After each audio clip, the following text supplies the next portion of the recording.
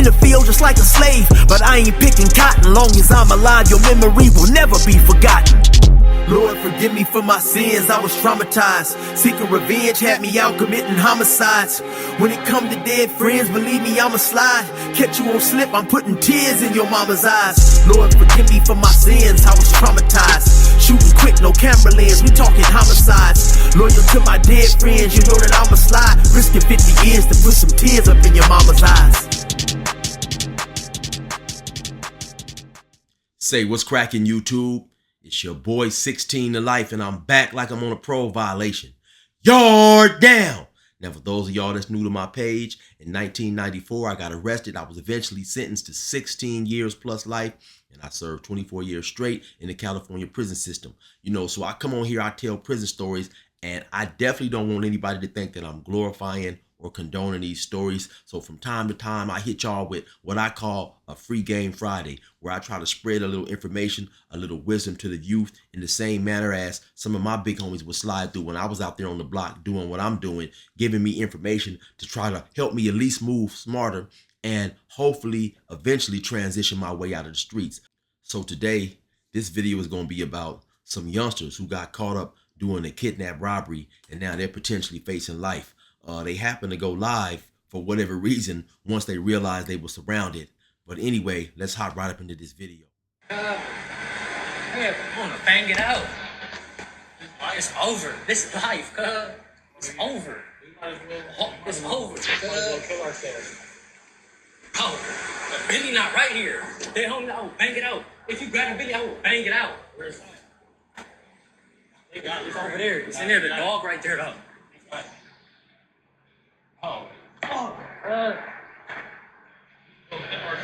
They got point, bro. I'm not killing myself. Now, unfortunately for these two dudes, like I said earlier, they tried to go hit a lick, went up in somebody's house, kidnapped the dude, tied him up, whatever. Some type of way the dude got loose and called the police. Now, in California, a kidnap is definitely a potential life sentence, and this dude is aware of this. Now you hear his homeboy in the background saying, "We might as well kill ourselves. We might as well kill ourselves." So you know, yeah, they caught up in a cold situation right now. What the fuck?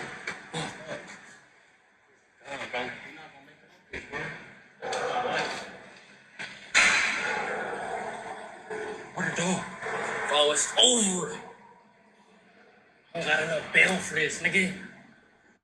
Now you hear old boy right there say, "I don't got enough bail for this." Now, some of you guys, I know I haven't dropped one in a while, but if some of you guys have been keeping up with my Free Game Friday, that's one of the things that I always stress. When you out there in the streets, you have to have bail put up. If you out there committing crimes and doing things like that, you know, you have to have bail put up in the event you get caught up. You know, a lot of these young generation dudes, the first thing on their mind is flossing. They want to go get the foreign. They want to go get the designer clothes. You know, they hit one lick and then 2 weeks later, everything is gone. So then they have to go hit another lick and another lick. And it's not always going to turn out in your favor, you know, but dudes fail to take good information and put it to use. The most important thing when you out there hustling, you got to have some bail money put up, some money put up that you're not going to touch in the event something happened. You can bounce right back out and do what you need to do. Oh. It's over. It's over. It's over. It's over. Forehead is over.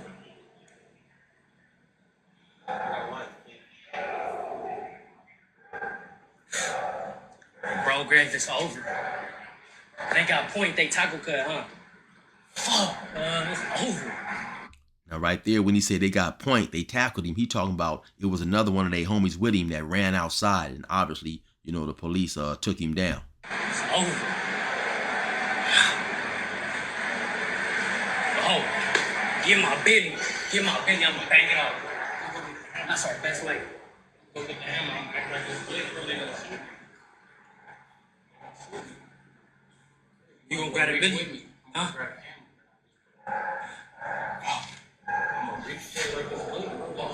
Now, I guess obviously this dude calls his pistol Bentley. So he's telling the other dude, "Hey, man, go get Bentley, go get the hammer. I'm going to bang it out with these dudes."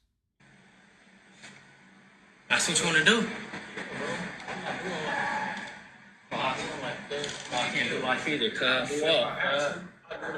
Oh, grab a blower, I'll bang it up. Hurry up. They call it. Now you hear his homie in the background saying that I can't do life, I can't do life.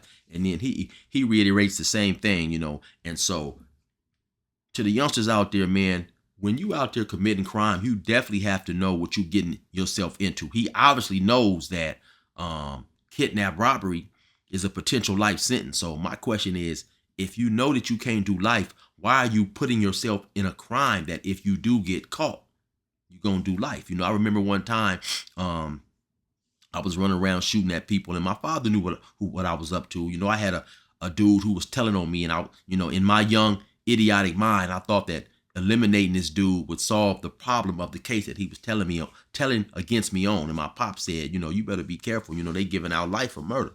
And I said, oh, don't worry, Dad. I ain't never gonna get caught, because when we do things over and over, we tend to each time we get away with it, the more comfortable we become, the more convinced in our minds is we're not gonna be caught. And unfortunately, that's not always the situation. As you see now, he's caught, and you see I got caught.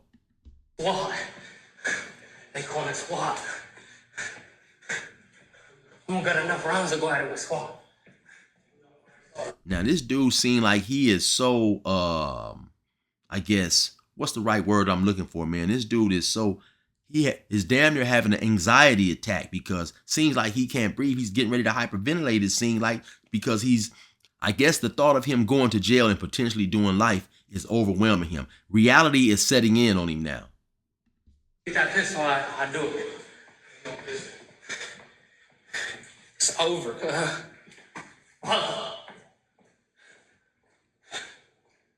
Hey, got a point, it's over with. Come on. Come on. I can't even breathe. Hey, what you doing? What you doing? Hey. Oh, best bet to lay on somebody's patio. Climb over. Look. Lay on somebody's patio. Oh, lay on somebody's patio. I'm in the low bottoms. Fuck, somebody. Oh, that's the rooftop. The bird gonna see this. Bro, what do you mean you finna kill yourself? Bro, come on. Now, once again, you hear his crime partner, talk about, I'm supposed to jump off the roof and kill myself. So like I said, to me, it's ridiculous. Why involve yourself in a crime, knowing that if you do get caught in this crime, it can potentially take the rest of your life away. So why do we, and I say we because at a certain time, I was involved in silly crimes like that. And why do we put ourselves in these positions knowing that the potential consequence is something that we don't want to endure? So we got to realize, man, when you out there hustling, if a dude hits you up and say, hey, homie, let's go do this, and you even have an inkling of the time for that crime is too much than you're willing to do, you got to stand up and say, hey, man, I'm not willing to do that. You know what I'm saying? It's better than not pretending to be scared, going on that potential lick or that case or that crime, getting caught, and then have to do the next 25, 30, 40 years of your life in prison. That's not good. No, come on. Because if that's me, bro, you might as well grab a boomer on the suicidal mission if you want to do that. Come on, bro. Bro, you cooked that tonight. Hey, you think I'm still tied up in there? Y'all lock the door, huh? Fuck. Point up the keys. Oh, bro, we're all taking our chances in the garage. Bro, I'm not jumping off no fucking... Oh, yeah. Right now, it's 5 years, but we still in the town. Oh, bro, we're all taking our chances in the garage. Bro, I'm not jumping off no fucking... Oh, yeah. Right now, it's 5 years, but we still in the town. Still $1 million. And they got me stuck on my way. That's gay. Here. Boy, now, please don't let me hit you,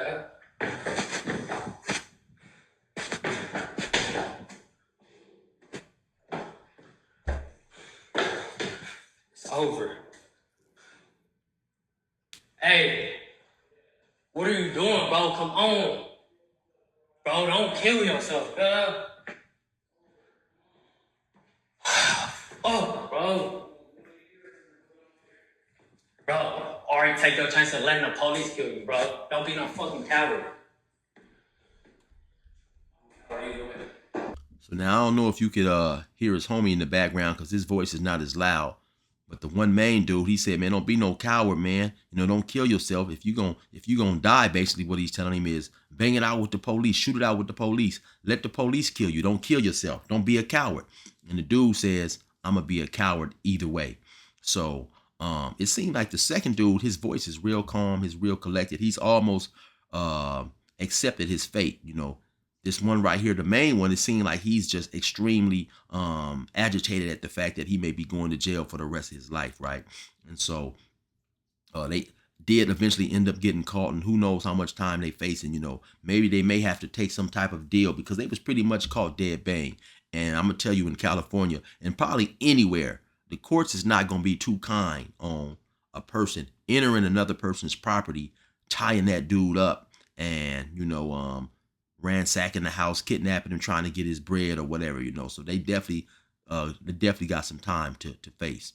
Now, also, I'm gonna show you guys another situation unrelated to this case whatsoever. This other situation is where this dude goes to court, he gets sentenced to life, and this is how he reacts. And I'm doing this to show you guys that, hey, when we out there in the streets, we thugging, you know, we out there banging and doing what we doing, it's all fun and good. But sometimes there are consequences to our actions, man.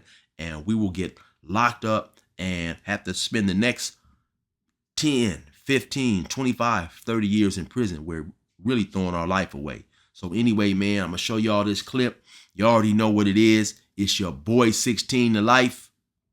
Suck this game up and resume normal program.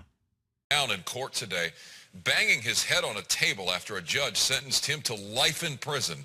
The shooting triggered the university to boost security in and around campus. KTLA's Jim Nash live with the story. Jim? That's right, Micah. A man convicted of a violent crime here on campus got his long sentence today, and he did break down.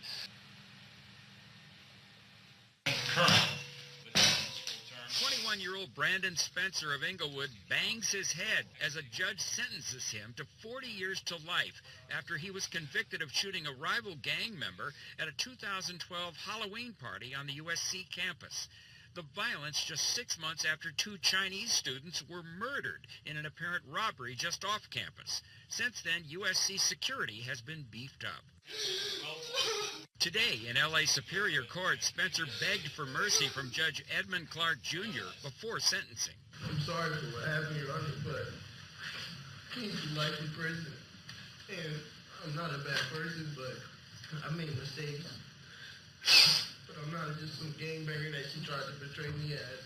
During sentencing, Spencer completely broke down. The minimum period of parole eligibility is 15 years plus 25 years to life in accordance with Penal Code Section 12022.53D. This is to be concurrent with the full term. Now, Ride and kill some mofo, make a visit to his grave and tell him I've been out here wetting niggas for you like a wave. In the field just like a slave, but I ain't picking cotton. Long as I'm alive, your memory will never be forgotten.